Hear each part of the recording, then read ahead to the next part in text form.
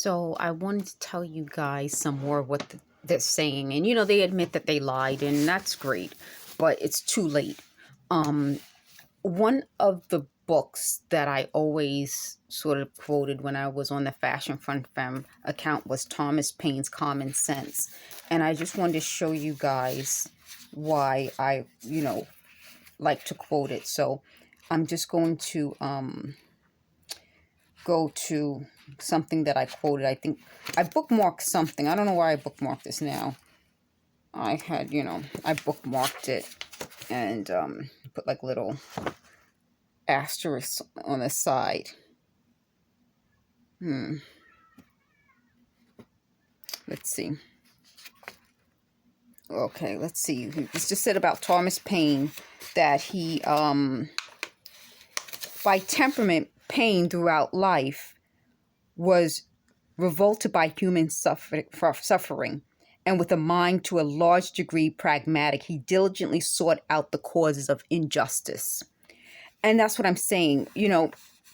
I think it's human nature that when you see an injustice, it makes people upset. I'd never thought that we lived in a world where an injustice can go on and people would not be upset by it. That's one of the reasons why I was upset by the child separation policy and by anybody who tries to take away our democracy. Our democracy is something that other cultures and countries strive to achieve. It's not perfect, but it's lasted this long through so many injustices because it has built into it the ability to get better. Just like humans, we have the ability to be better. Our democracy has the ability to be better, to do better. That's why we have the ability to vote, so that if we don't like something, we vote. Taking away the right to vote caused so many injustices to last for so long. And that's why I was so involved in trying to protect our democracy, because without the right for us to vote, we don't have the right to fight injustice. And that's something I'm passionate about. I'm also passionate about this and telling you folks about everything that they're saying about me and talking about. They said in high school, I called someone who had a mole, and the person said it was a beauty mark. Okay. I mean, like this is we've gotten past the big lies to now it's like you called someone's mole a mole and not a beauty mark. Okay. What was the other thing? Oh man. Oh, they said I didn't read books. I did read books. They said I couldn't have gotten a D in Spelman because the minimum passing grade is a 70. That's true. That actually is what I'm saying. But anyway, what else was there? They said something about roach spray in my apartment. But they said they sprayed roach spray into my apartment. And they admitted that they sprayed chemicals in here. And they said that they wanted me to move someone into the apartment. We went over that. You guys are familiar with that. What else was it that they mentioned? Oh, they said that they're going to make sure my things on eBay don't sell. I have, if you're looking for what I have on eBay, I think I'll put a link to it in the description of this video so you guys can find BargainBusterBin. I have a lot of bargains up there. I'm hoping to raise money, get back on my feet somewhat, as best I can. What was the other thing that they talked about that, I can just kind of go through quickly now, because as they admit the truth, it's easier for me. I think when you're dealing with people who lie on such a regular basis, it gets hard because you can't keep up with the lies. It's like they just come up with lie after lie after lie that at a certain point, it's like you're just overwhelmed by lies. One of the lies was, that I wasn't writing. What was the other thing? Oh, and that they were the ones who thought I would give them credit. Then they said, no, we didn't really think that. We just wanted to see if you would be willing to. again, you know, part of what I'm telling the world is that that would have been a crime. And even if I had been stupid enough to agree to a crime, that would have been a crime in and of itself. I'm not going to agree to a crime. That's why I think part of this gang stalking communication system is a way of getting people to admit criminal acts or get involved in criminal acts, and then they have you. You know, you're stuck. I'm not going to do that. What else did I want to tell you guys? I'm going to pause this for one moment, and because I can't remember what the other thing is that I wanted to say, and I don't want to just say, what else? Let me pause this for a moment. So this was the other thing I wanted to say. This is me in my abaya when I was doing the Hajj in Saudi Arabia. And I wanted to see if I can get a better view of this. When I told you the story about me being 22 and overseas, you know, they wanted to imply that what happened to me there was that someone tried to get me into prostitution. But they also said nobody cared about me. Let me tell you a story about that, and then we'll get into more stuff. When I was there, I was 22 years old. I flew with a regular crew. One of my crewmates, he liked me and I liked him too. We hung out, we, you know, went different places together, and it was fun. You see that flower that I got? That was from him. He also got me a really cute incense holder, and I still have it. I wish I have it. I hope I have it nearby. Let me show you guys that. Bear with me one moment. So here it is. This is an incense holder. So you can go to the souk and get little incense, and then you burn them. It still smells wonderful. Like at night, the streets would smell so good. It was like food and incense and just, oh, it was so much fun. So as you guys can see from this picture, this was the abaya. I think I told you guys the story of this abaya, and that's me wearing it. And I think I told you about it that I got that one. It was so decorative. And then I had to get one that wasn't as decorative. But I don't want to talk about that. I want to talk about this. So in there telling these lies on me, they were like, oh, you were so unwanted. You know, you were crying over these men and nobody wanted you. And then all of a sudden it's like, oh, you were a prostitute. It's always one extreme or another. That's how you know it's a lie.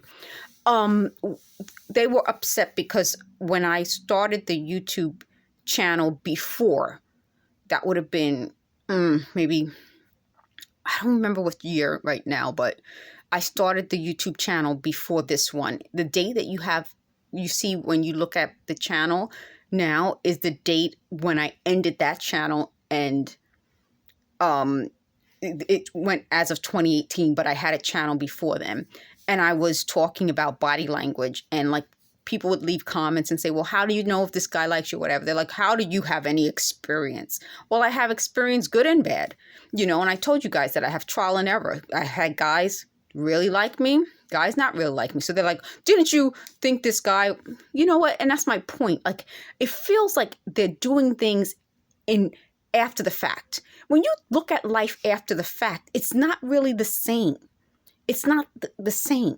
So that, you know, it's easy to criticize people, things, life afterwards. It's harder in the moment. I mean, if they had the ability to do those things, and I keep telling them that, I've said it out loud in the apartment, we have a lot of problems in the world right now. Why would you want to take credit for my life if you wouldn't want to, if it hadn't been successful? If I had been a failure, they wouldn't want credit. That's just common sense. Going back to Thomas Paine, I put the book away. Common sense. And one of the main things that I always quote from Thomas Paine is that time makes more converts than reason. So over time, you can convert more people to seeing things than you can by just using logic and reason.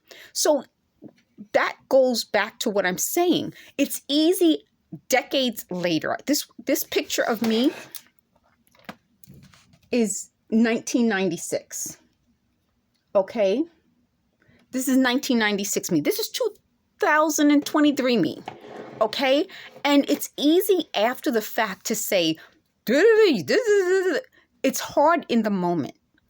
And that's my point. Had they used their abilities, money, power to do something positive, some of the problems that we've had for the last decades, since 1996 to now, wouldn't exist.